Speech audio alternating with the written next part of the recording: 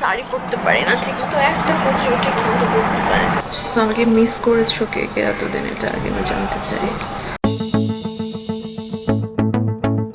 অবশেষে বিয়ের সানাই বাজল সমালোচিত মডেল সুপ্রভা মাহবুব সানাইয়ের জীবনে।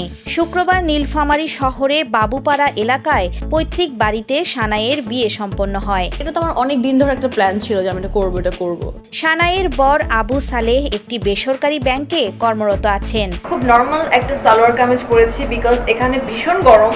আত্মীয় স্বজন ও প্রতিবেশীর উপস্থিতিতে বিয়ের আয়োজন করা হয়। এর আগে সাবেক এক মন্ত্রীর সাথে বাগদান সেরেও শেষ পর্যন্ত বিয়ে করেননি তাকে। ঢাকঢোল পিটিয়ে মন্ত্রীর সাথে নিজের প্রেম আর বাগদানের কথা জানালেও নাম বলতে রাজি হননি সানাই। তাই আজও অজানাই রয়ে গেল সেই বিরল মন্ত্রীর নাম। যেহেতু তিনি একজন পার্লামেন্ট মেম্বার, দ্যাটস ওয়াই আমি আসলে চুপ আছি। সানাই মাহবুব বাংলাদেশের একজন ভাইরাল ট্রপিট। উশৃঙ্খল চলাফেরা আর অশ্লীল মডেলিংয়ের কারণেই তার এই ভাইরাল হওয়া।